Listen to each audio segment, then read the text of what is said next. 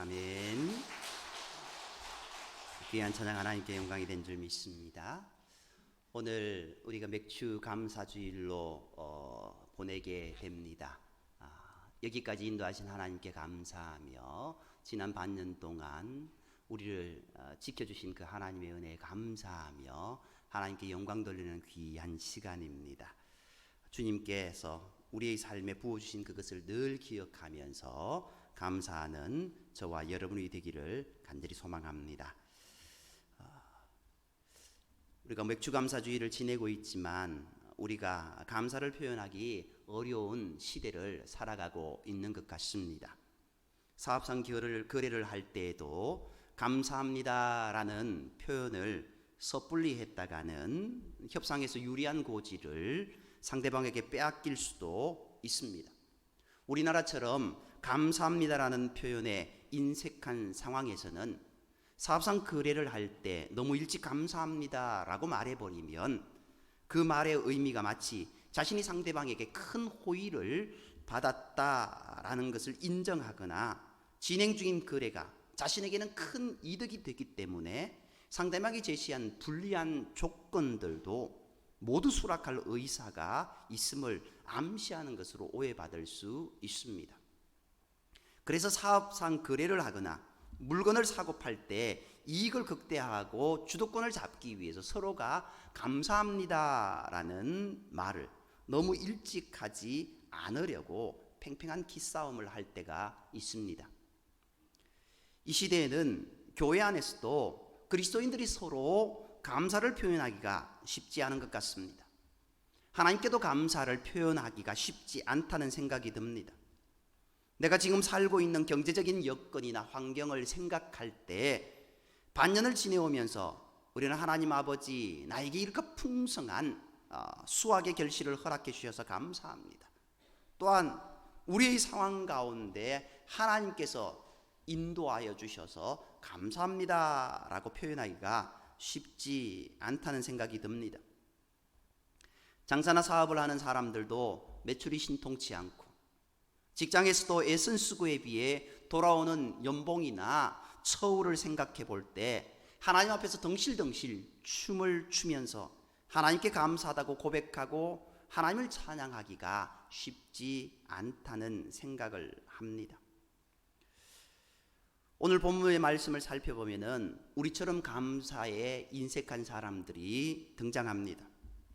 9명의 나병 환자들입니다. 우리 생각에는 당연히 예수님께 감사를 표현할 만한데 감사 표현에 매우 인색합니다. 오늘날에는 나병 환자를 치료하는 것이 예전에 비해 매우 개선됐습니다. 나병균을 치료할 수 있는 약품들이 개발돼서 우리 주변에서 나병 환자를 찾아보기가 쉽지 않습니다. 하지만 예수님 시대에는 그런 치료약이 개발되기 전인데다가 나병균에 감염되면 신경을 마비시켜서 통증을 느끼지 못하고 얼굴에 코나 귀 또는 손가락이나 발가락이 썩어 없어지는 매우 심각한 증세를 나타냈습니다. 가족들과 함께 살면 다른 사람들에게도 감염되기 때문에 나병에 걸리면 가족들로부터 버림을 받거나 동네에서 쫓겨나서 사람들이 거주하지 않는 산속이나 깊은 동굴, 사막의 움막 속에서 죽지 못해서 사는 심정으로 또는 죽을 날을 기다리는 심정으로 살아갔습니다. 예수님 당시에는 하나님의 선민이었던 유대인들은 대체로 이방인과 같은 마을에서 서로 이웃하며 함께 살 수 없었습니다. 하지만 일단 나병에 걸리면 나병 환자로서 똑같이 사회로부터 버림을 받기 때문에 유대인 나병 환자든 이방인 나병 환자든 출신을 구분하지 않고 함께 어울려 지낼 수밖에 없었습니다. 따라서 나병 환자들에게는 출신 배경이나 사회적인 지위는 더 이상 의미가 없습니다. 또 코나 귀, 손, 발의 신체 기관에 고름이 생기고 피부가 썩어 들어가면서 신체 장기가 뚝뚝 떨어져 가고 주변 사람들에게도 전염이 되기 때문에 나병 환자들은 자신들이 하나님께 무슨 죄를 지어서 하나님의 저주와 끔찍한 천형을 받는다는 것으로 생각할 수밖에 없었습니다. 한마디로 이 세상을 살아가야 할 그 어떤 이유를 찾기가 어려운 상황이었습니다. 그렇다고 해서 당장 죽지 못해서 하루하루를 연명하는 삶을 살아갔던 겁니다. 그러던 어느 날 예수님이 사마리아와 갈릴리 사이에서 험준한 산악지대를 거쳐서 이들이 살고 있던 곳을 지나가시게 됐습니다. 어찌 보면은 예수님께서 작심을 하시고 이들의 비참한 상황 속으로 친히 들어가신 것이나 다름없습니다.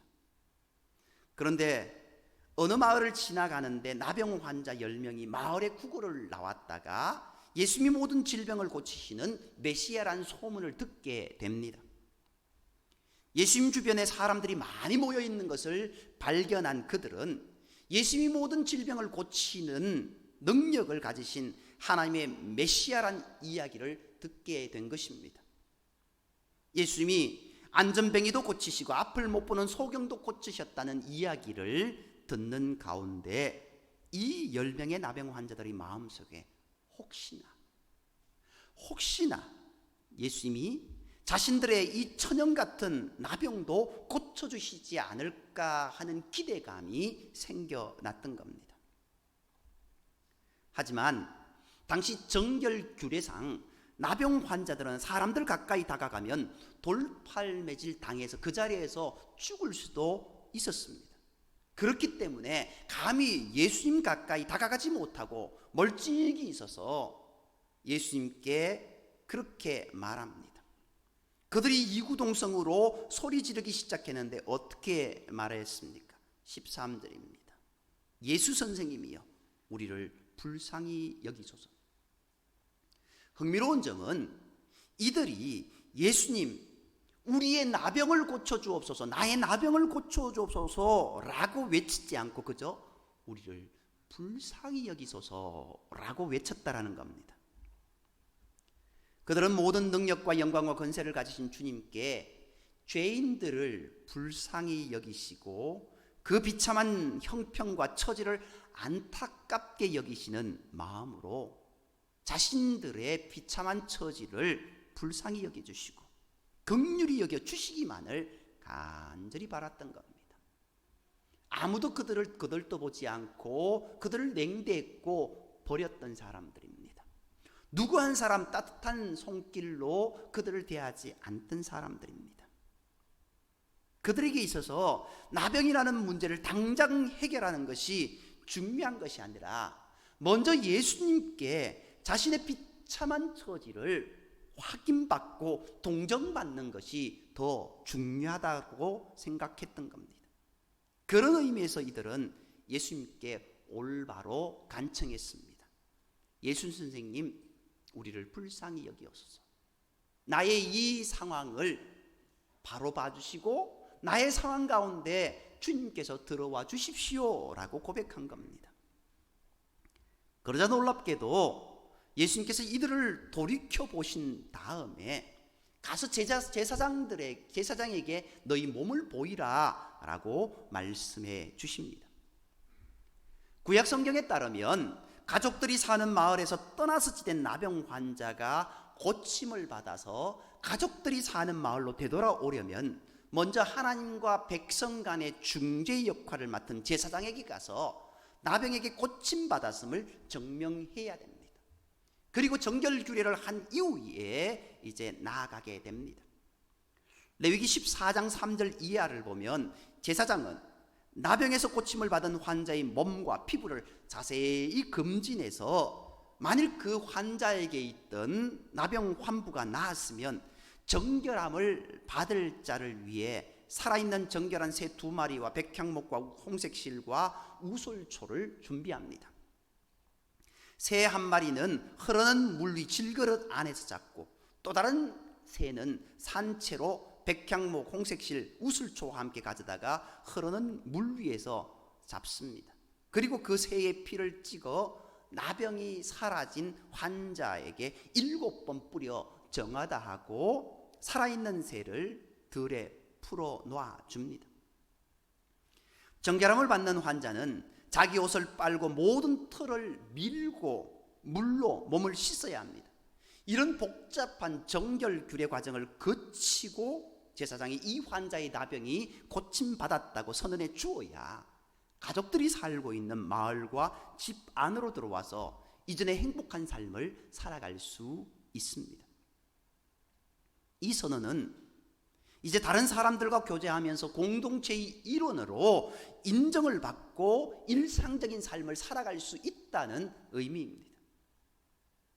예수님은 이런 레위기의 정결 규례를 염두에 두시면서 10명의 나병 환자들에게 가서 제사장들에게 너희 몸을 보이라 라고 말씀하신 것입니다. 이 말씀을 들은 나병 환자들은 예수님의 말씀을 곧이곧대로 믿고서 제사장을 찾아서 길을 가기 시작했습니다. 그런데 제사장에게로 가서 보이라는 이 말씀에서 우리가 명심해야 할 점이 한 가지 있습니다. 그것은 나병을 고쳐주는 존재가 예수님인가 아니면 제사장인가 하는 것입니다. 나병 환자들이 제사장을 찾아가서 자신들의 몸을 보여줄 수 있으려면 반드시 필요한 전제 조건 하나가 있는데 그것은 먼저 고침을 받아야 한다는 겁니다. 이런 사실을 잘 알고 있던 나병 환자들은 궁금증이 치밀어 올라왔을 것입니다. 그래서 길을 가면서 한편으로는 의심과 또 다른 한편으로는 기대감으로 나병으로 썩어가는 자기 손이나 팔다리를 살펴보기 시작했던 겁니다. 그리고 자기 얼굴의 코와 귀를 만져보기 시작했습니다. 그런데 참으로 놀라운 기적이 일어났습니다. 정말 예수님의 말씀대로 예수님의 능력 그대로 오랜 세월 동안 자신들을 괴롭게 하며 육신을 지옥의 가장자리로 끌어당기던 나병이 모두 사라진 것입니다. 완전히 고침을 받은 겁니다. 10명의 나병 환자들이 모두 고침을 받았습니다. 아직 제사장에게 자기 몸을 보인 것은 아닙니다만 분명히 확신할 수 있었습니다. 이전에 그 고름 냄새 나고 썩어 문드러진 몸에 어린아이의 피부처럼 새살이 돋아나고 이전의 건강한 모습을 회복한 것입니다. 완전히 달라졌습니다. 10명의 나병 환자 모두가 이 놀라운 기적을 경험했지만 대부분의 유대인 나병 환자들은 예수님에게 몸을 보여서 제사장에게 몸을 보여서 정결 규례를 이행하고 남은 절차를 밟아서 이 세상에서 자격을 갖춘 사회인으로 살아가는 것이 더 중요하다고 생각했습니다. 9명의 나병 환자의 생각은 예수님이 직접 고쳐주신 것도 아니고 다른 환자들처럼 내 병이 나을지다 한 것도 아닙니다. 단지 제사장에 가서 너희 몸을 보이라고만 하셨는데 길을 걸어가는 도중에 나았으니 과연 주님의 능력으로 고침받았는지 그들에게는 믿음이 없었던 겁니다. 이들에게 제사장의 정결 규례는 유대 사회의 일원으로 살아가기 위해 필요한 통과 의례나 마찬가지입니다.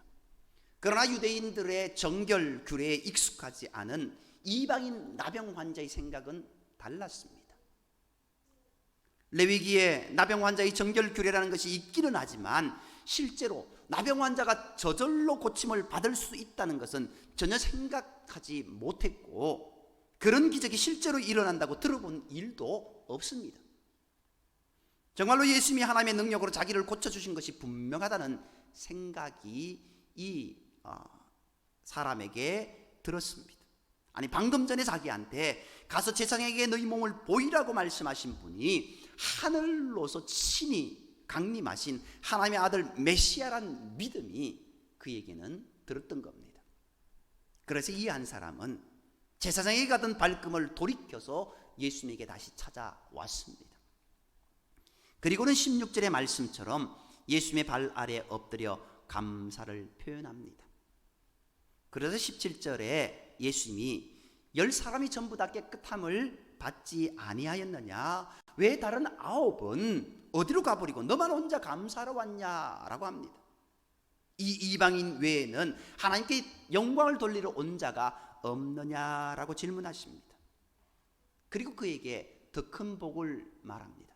내 믿음이 너를 구원했다라고 그렇게 선언합니다. 저와 여러분은 예수 그리스도의 은혜로 말미암아 나병보다 더 악독한 우리 내면의 죄악을 용서받은 사람들입니다. 예수 그리스도께서는 우리 죄를 용서해 주시기 위해 십자가에 자신의 모든 피와 살을 흘리시고 찢겨 주셨습니다. 그 주님 덕분에 우리는 주님 십자가 아래에서 주님과 함께 우리 옛사람이 죽어버리고 주님의 부활 속에서 우리 안에 새로운 생명, 이전과 전혀 다른 새 생명이 태어나서 오늘도 주 성령의 능력으로, 새 사람의 능력으로 이렇게 하루를 살고 또 2022년 한 해를 보내고 있습니다. 주님의 십자가 은혜가 아니라면 우리는 오늘 하루 단 한순간도 새 생명의 능력으로 살 수 없고, 주님의 부활의 능력이 아니라면 우리는 올 한 해도 성령의 도우시는 능력으로 살 수 없습니다. 우리가 주님으로부터 이 세상 그 무엇으로도 비교할 수 없는 무한한 은혜를 받았고, 무한히 소중한 새 생명을 공급받았고, 또 지금도 그 무엇으로도 비교할 수 없는 무한한 성령의 능력을 공급받고 있다면, 이 믿음이 있다면 우리 입술에서는 늘 하나님의 은혜를 감사해야 됩니다. 입술의 고백으로 감사하고 또 감사의 노래로 주님을 찬양해야 하는 겁니다. 하나님을 향한 감사는 저와 여러분을 늘 새롭게 살려주시는 하나님의 능력임을 믿으시기 바랍니다. 감사하면 사회생활을 하는데 주변 사람들부터 손해를 볼 것 같지만, 비록 부정적인 상황 속에서라도 먼저 입술로 감사를 고백하면 그 감사의 고백이 부정적인 상황을 극복하는 능력으로 다가옴을 믿으시기 바랍니다. UC 데이비스의 심리학 교수인 로버트 에몬스는 12살에서 80살 사이의 사람들을 상대로 한 그룹에는 감사 일기를 매일 또는 매주 쓰도록 하고, 또 다른 그룹에서는 그냥 아무 사건이나 적도록 했다고 합니다. 그랬더니 실험 한 달 후에 두 그룹에 중대한 차이가 발생했다고 합니다. 감사 일기를 쓴 사람 중 4분의 3은 행복 지수가 높게 나타났고, 수면이나 일, 운동 등에서 더 좋은 성과를 냈다고 합니다. 그저 감사했을 뿐인데도 뇌의 화학 구조와 호르몬이 변하고 신경 전달 물질들이 바뀌었다라는 겁니다. 감사가 이렇게 스트레스를 한 방에 날려버리는 심리 기저 효과가 있다고 해서 아무런 생각 없이 앵무새처럼 감사를 고백하라는 의미는 아닙니다. 세상 사람들도 감사의 숨은 능력을 일반 계시의 지혜로 찾아내고 있음을 말씀드리는 겁니다. 저와 여러분에게 예수를 믿는 그리스도인들은 심리적으로 스트레스를 극복하기 위해 앵무새처럼 감사를 고백해서는 안 됩니다. 말 그대로 중언부언하는 그런 기도처럼 해서는 안 된다라는 겁니다. 비록 주변 환경이 절망적이고 어려움과 고통에 빠져 있고 내가 얻은 소출과 결실이 보잘것없더라도 하나님이 내 삶의 주인이시요, 하나님이 예수님의 십자가 안에서 내 모든 죄를 용서해 주시고 오늘도 성령의 능력으로 하나님의 자녀답게 살아갈 능력과 힘을 공급하고 계신다는 믿음을 가지고 감사를 표현해야 합니다. 감사해요. 깨닫지 못했었는데, 내게 주신 그 모든 은혜 내가 깨닫지 못했었는데도 내가 감사할 수 있는 은혜를 허락해 주심에 감사합니다. 주님 감사합니다. 주님 감사합니다. 오늘 숨을 쉬는 것, 오늘 우리가 살아가는 것, 여기까지 이르게 하신 모든 것이 주님의 은혜입니다 라는 그 고백, 우리가 찬양으로 했고 우리의 입술로 고백했습니다. 그렇게 살아가는 저와 여러분이 되어야 되지 않겠습니까? 사랑의 문자탄으로 잘 알려진 손양원 목사님, 1948년 여순 반란 사건 때 안재선이 주도한 좌경 폭도들에 의해 정말 눈에 넣어도 아깝지 않은 장남 동인과 차남 동신을 잃었습니다. 우리로서는 정말 이해할 수 없는 하나님의 섭리에 통곡하다가 절망해 버릴 것 같지만 손양훈 목사님은 두 아들이 순교한 사건의 배후에 살아계신 하나님의 섭리를 인정했습니다. 그리고 두 아들의 장례 예배를 드리면서 감사의 고백을 했지 않습니까? 우리가 잘 아는 내용입니다. 9가지의 감사를 드립니다. 아니 10가지의 감사죠. 나 같은 죄인의 혈통에서 순교의 자식들을 나오게 하셨으니 감사합니다. 많은 성도 중에 이런 보배들을 주께서 하필 내게 주셔서 감사합니다. 3남 3년 중 가장 아름다운 두 아들 장자와 차자를 바치게 된 축복을 감사합니다. 하나들의 순교도 귀하다 하거늘 두 아들의 순교에 하나님께 감사합니다.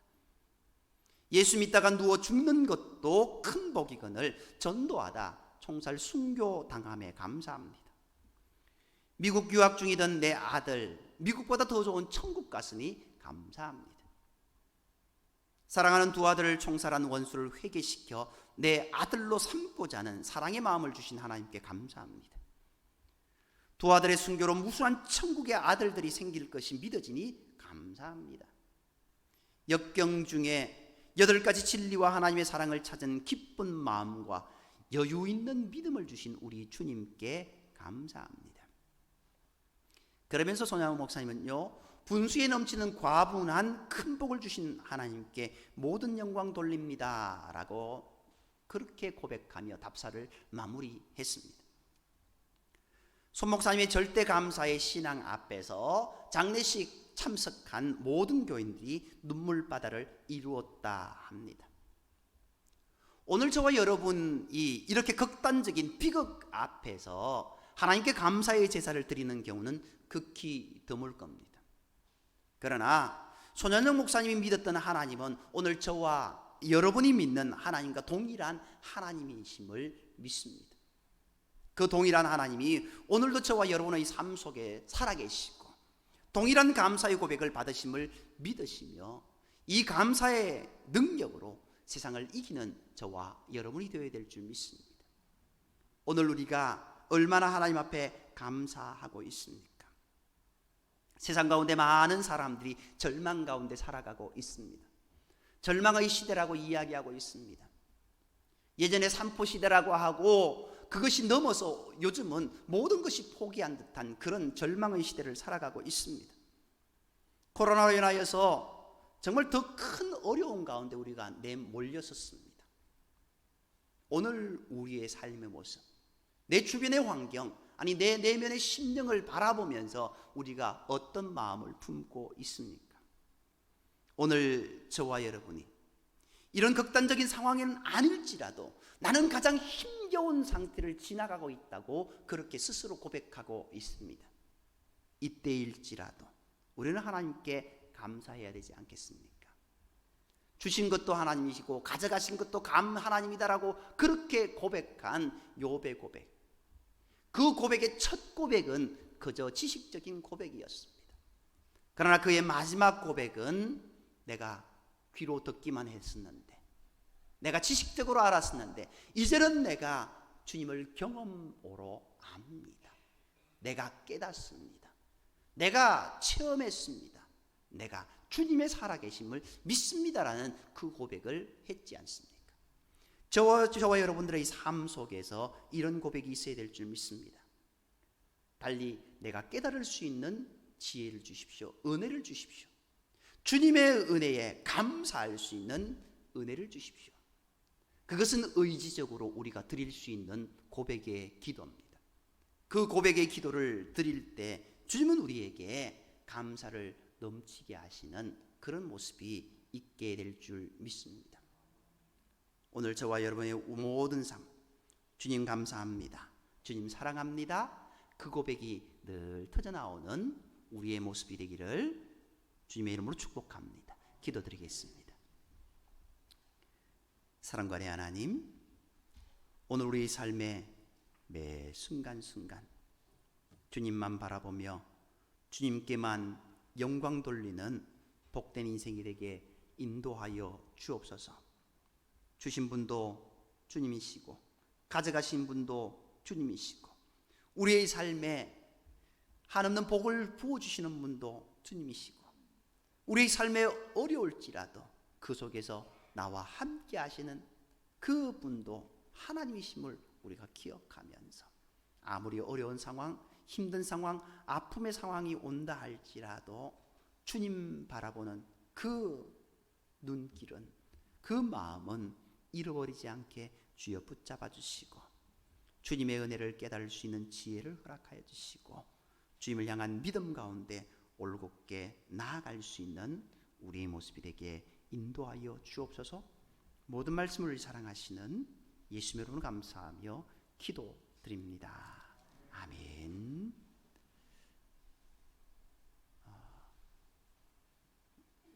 찬양